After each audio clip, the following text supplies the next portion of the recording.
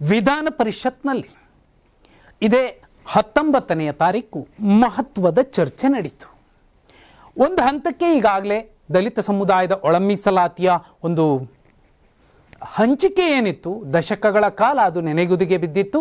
ಸಾಕಷ್ಟು ಸರ್ಕಾರಗಳು ಬಂದವು ಹೋದವು, ಆದರೆ ಆ ಮೀಸಲಾತಿ ಹಂಚಿಕೆಯನ್ನು ಒಂದು ಹಂತಕ್ಕೆ ತಾರ್ಕಿಕ ಅಂತ್ಯ ಆಡುವಂತಹ ಒಂದು ಕೆಲಸಕ್ಕೆ ಯಾರೂ ಕೈ ಹಾಕಿರಲಿಲ್ಲ. ಆದರೆ ಸಿದ್ದರಾಮಯ್ಯ ಸರ್ಕಾರ ಒಂದು ಲೆಕ್ಕಾಚಾರಕ್ಕೆ ಬಂದಿದೆ.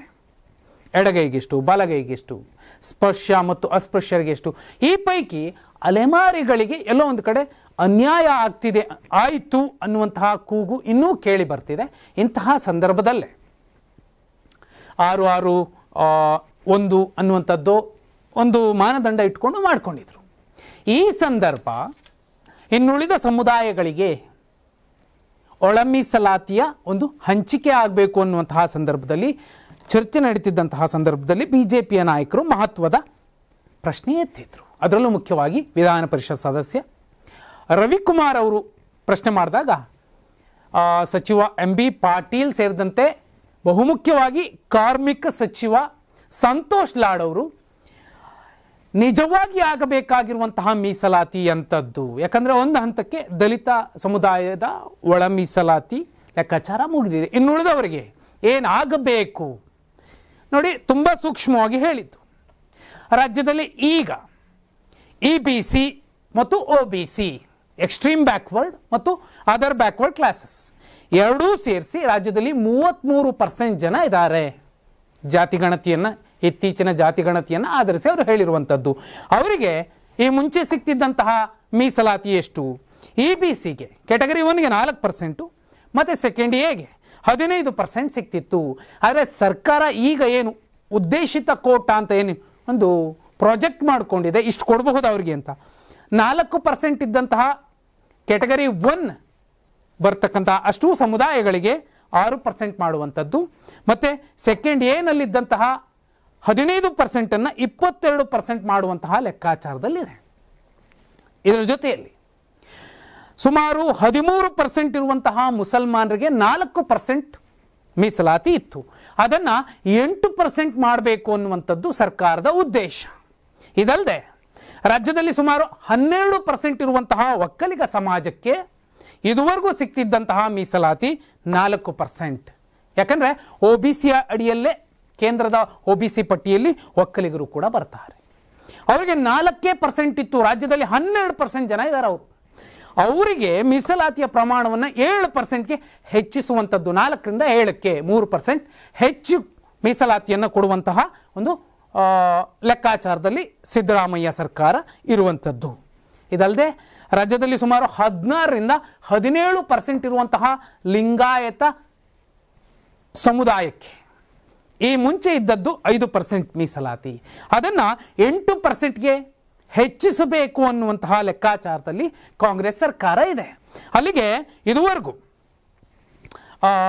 EBC, OBC, Muslim, Vokkaliga, Lingayat ಇಷ್ಟೂ ಜನಕ್ಕೆ 32% ಮೀಸಲಾತಿ ಇತ್ತು. ಆ ಮೀಸಲಾತಿಯನ್ನು ಹೆಚ್ಚಿಸಿ 51%ಗೆ ತರುವಂಥದ್ದು ಸಿದ್ದರಾಮಯ್ಯ ಅವರ ಸರ್ಕಾರದ ಒಂದು ಲೆಕ್ಕಾಚಾರ. ಆದರೆ ಬಿಜೆಪಿಗರು ಇಂಥದ್ದೊಂದು ನಡೆಯನ್ನು ಮೊದಲಿಂದಲೂ ಕೂಡ ವಿರೋಧಿಸ್ತಾ ಬಂದಿದ್ರು. ಬಹುದೊಡ್ಡ ತಿದ್ದುಪಡಿ ತಂದು ಆಯಾಯ ಸಮುದಾಯಗಳಿಗೆ, ಒಕ್ಕಲಿಗರು ಎಷ್ಟೋ ದೊಡ್ಡ ಪರ್ಸೆಂಟ್ 12% ಜನ ಇದ್ದಾರೆ, ಅವ್ರಿಗೆ ಸಿಗ್ತಿರೋದೇ 4%, ಅದನ್ನು 7% ಮಾಡಬೇಕು. ಲಿಂಗಾಯತರು 16ರಿಂದ 17% ಜನ ಇದ್ದಾರೆ ರಾಜ್ಯದಲ್ಲಿ, ಅವ್ರಿಗೆ ಸಿಗ್ತಿರುವಂಥದ್ದು ಬರೀ 5%, ಅವರಿಗೆ 8% ಮಾಡಬೇಕು. 33% ಇರುವಂತಹ OBCಗೆ 22% ಮಾಡಬೇಕು ಅನ್ನುವ ಏನು ಲೆಕ್ಕಾಚಾರ ಇದೆ, ಈ ಲೆಕ್ಕಾಚಾರಕ್ಕೆ ತದ್ವಿರುದ್ಧವಾದಂತಹ ಚರ್ಚೆಗೆ CT ರವಿಯವರೂ ಸೇರಿದಂತೆ, ಚಲುವಾದಿ ನಾರಾಯಣಸ್ವಾಮಿಯವರೂ ಸೇರಿದಂತೆ, ರವಿಕುಮಾರ್ ಅವರು ಸೇರಿದಂತೆ ಬಿಜೆಪಿಯ ಅಷ್ಟು ಪರಿಷತ್ ಸದಸ್ಯರು ಸರ್ಕಾರದ ಕಾರ್ಮಿಕ ಸಚಿವ ಸಂತೋಷ್ ಲಾಡ್ ಅವರ ಮೇಲೆ ಮುಗಿಬಿದ್ರು.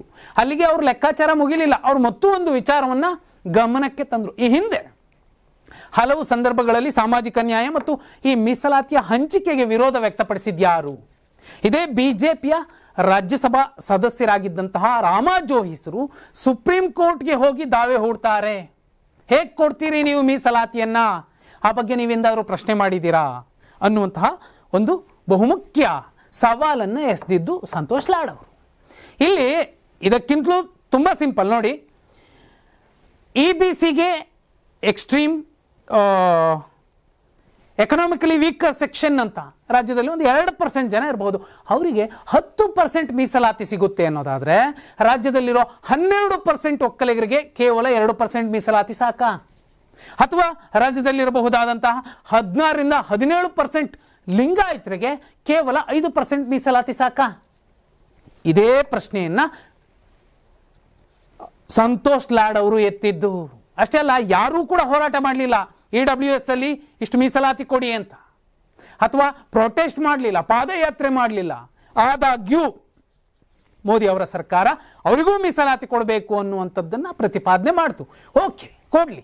ಆದರೆ 2% ಇರುವಂತಹ ರಾಜ್ಯದ ಮಟ್ಟಿಗೆ EWS ಅಲ್ಲಿ ಬರುವಂಥವರು ಏನದು ಮಾನದಂಡ? 12 ಲಕ್ಷ ವರಮಾನ ಇರೋರು ಕೂಡ ಎಕನಾಮಿಕಲಿ ವೀಕರ್ ಸೆಕ್ಷನ್ ಅನ್ನೋದಾದರೆ ಇಲ್ಲಿ ಕ್ಯಾಟಗರಿ 1ನಲ್ಲಿ ಬರುವಂತಹ ಬಹುಪಾಲು ಅಲೆಮಾರಿ ಸಮಾಜಗಳಿಗೆ, ಅತ್ಯಂತ ತಳ ಸಮುದಾಯಕ್ಕೆ ಸೇರಿದಂಥ ಮತ್ತು ಆರ್ಥಿಕವಾಗಿ, ಶೈಕ್ಷಣಿಕವಾಗಿ, ಸಾಮಾಜಿಕವಾಗಿ ಹಿಂದುಳಿದಿರುವಂತಹ ಸಮಾಜಗಳೇನಿದ್ದಾವೆ ಆ ಸಮಾಜಗಳಿಗೆ ಕೇವಲ 4% ಸಿಗುತ್ತೆ ಮೀಸಲಾತಿ ಅನ್ನೋದಾದರೆ ಸಾಮಾಜಿಕ ನ್ಯಾಯ ಎಲ್ಲಿಂದ ಸಿಗತ್ತೆ?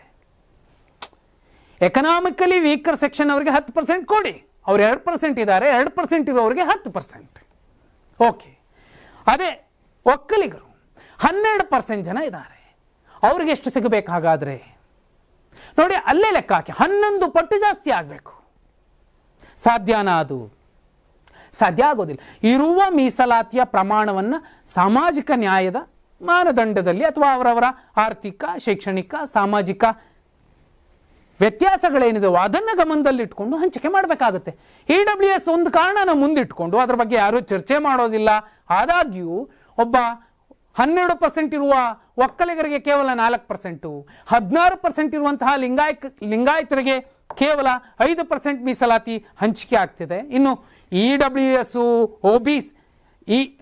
EBC ಮತ್ತು OBC ಬಗ್ಗೆ ಮಾತಾಡಲೇಬೇಡಿ. ಅವರು 33% ಜನ ಇದ್ರೂ ಕೂಡ ಅವರಿಗೆ ಸಿಗ್ತಿದ್ದಂಥದ್ದು ಕೇವಲ 19% ಮೀಸಲಾತಿ. ಇದು ಹೇಗೆ ಸಾಧ್ಯ? ಹಂಚಿಕೆ ಆಗಬೇಕಲ್ವಾ? ಇದೇ ಪ್ರತಿಪಾದನೆಯನ್ನ ಒಂದು 4 ತಿಂಗಳ ಹಿಂದೆ ಒಂದು ರಾಷ್ಟ್ರೀಯ ಸುದ್ದಿವಾಹಿನಿಯಲ್ಲಿ ಕೂತಾಗ್ಲೂ ಕೂಡ ಸಂತೋಷ್ ಲಾಡ್ ಅವರು ಪ್ರತಿಪಾದನೆ ಮಾಡಿದ್ರು.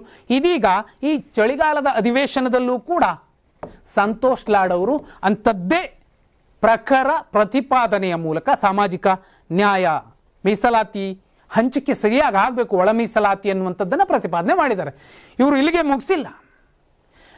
ಟಿಕೆಟ್ ಹಂಚಿಕೆಯ ಸಂದರ್ಭದಲ್ಲೂ ಕೂಡ ರಾಜಕೀಯ ಪ್ರಾತಿನಿಧ್ಯಗಳು ಸಿಗಬೇಕು ಅಂದರೆ OBCಗೆ, ಅದು ಲಿಂಗಾಯತ, ಒಕ್ಕಲಿಗ, ಹಿಂದುಳಿದ ಎಲ್ಲ ಸಮಾಜಗಳು, ಅದು ಕುರುಬ, ಈಡಿಗ, ಯಾದವ ಯಾರೆಲ್ಲ ಇರಬಹುದು, ಅವರೆಲ್ಲರಿಗೂ ಕೂಡ ಟಿಕೆಟ್ ಹಂಚಿಕೆಯ ಲೆಕ್ಕಾಚಾರದಲ್ಲೂ ಕೂಡ ಈ ಮೀಸಲಾತಿ ಸಿಗಬೇಕು ಅನ್ನುವಂತಹ ಪ್ರತಿಪಾದನೆಯನ್ನ ಮಾಡಿದ್ದಾರೆ. EWS ಕೊಳ್ಳೇಬಾರದು ಅಂತಲ್ಲ, ಅವ್ರಿಗೂ ಕೊಡಿ. 2-3% ಇರುವಂತಹ EWS ಬರುವಂತಹ ಸಮುದಾಯಕ್ಕೆ 10% ಅನ್ನೋದಾದರೆ 12% ಇರುವಂತಹ ರಾಜ್ಯದಲ್ಲಿ ಒಕ್ಕಲಿಗರಿಗೆ ಕೇವಲ 4% ಅಂದರೆ, 17% ಇರುವಂತಹ ಲಿಂಗಾಯತರಿಗೆ ಕೇವಲ 5% ಅಂದರೆ ಲೆಕ್ಕಾಚಾರ ಹೇಗೆ ಸರಿ ಹೋಗುತ್ತೆ? ಸಾಮಾಜಿಕ ನ್ಯಾಯ ಅನ್ನುವಂಥದ್ದು ಹೇಗೆ ಬರುತ್ತೆ? ಇದನ್ನೇ ಸಂತೋಷ್ ಲಾಡ್ ಅವರು ಪ್ರತಿಪಾದನೆ ಮಾಡಿದ್ದು. ಈ ಮೀಸಲಾತಿಯ ಗಣಿತದಲ್ಲಿ ವ್ಯತ್ಯಾಸಗಳು ಬರುತ್ತೆ ಹೋಗುತ್ತೆ. ಜಾತಿ ಗಣತಿಯಲ್ಲಿ ಕೆಲವು ಸಮುದಾಯದ ನಂಬರ್ ಕಮ್ಮಿ ಆಗುತ್ತೆ, ಹೆಚ್ಚಾಗುತ್ತೆ ಅನ್ನುವಂಥ ಚರ್ಚೆಗಳೆಲ್ಲ ಆಯಿತು. ಅದರಲ್ಲಿ ಪರಿಷ್ಕರಣೆಯ ಪರಿಹಾರ ಇರುತ್ತೆ. ಇಲ್ಲ, ನಮ್ಮದಿಷ್ಟಿದೆ ನೋಡಿ ಅಂತ ದಾಖಲೆಗಳು ತಂದು ಕೊಟ್ಟರೆ ಹೆಚ್ಚಾಗುತ್ತೆ. ಅದೊಂದು ಮಾನದಂಡ ಉಳಿಯುತ್ತೆ. ಆ ಮಾನದಂಡದ ಅಡಿಯಲ್ಲಿ ಮೀಸಲಾತಿ ಹೆಚ್ಚಿಸಿಕೊಳ್ಳುವಂತಹ ಮತ್ತು ವ್ಯತ್ಯಾಸಗಳೇನಿದೆ ಅದನ್ನು ಬಗೆಹರಿಸಿಕೊಳ್ಳುವಂತಹ ಕೆಲಸ ಮಾಡದೆ ಹೋದರೆ ಇನ್ನೆಷ್ಟು ದಿನಗಳ ಕಾಲ ಅದೇ ಸಾಮಾಜಿಕ ನ್ಯಾಯ ಇಲ್ಲದೆ, ರಾಜಕೀಯ ಒಂದು ಪ್ರಾತಿನಿಧ್ಯಗಳಿಲ್ಲದೆ ಸಮಾಜಗಳು ಇನ್ನೂ ಕತ್ಲಲ್ಲೇ ಇರಬೇಕು ಅನ್ನುವಂಥದ್ದು ಸಂತೋಷ್ ಲಾಡ್ ಅವರ ವಾದ. ಅವರ ವಾದದ ಬಗ್ಗೆ ನೀವೇನಂತೀರಾ? ಕಮೆಂಟ್ ಮಾಡಿ.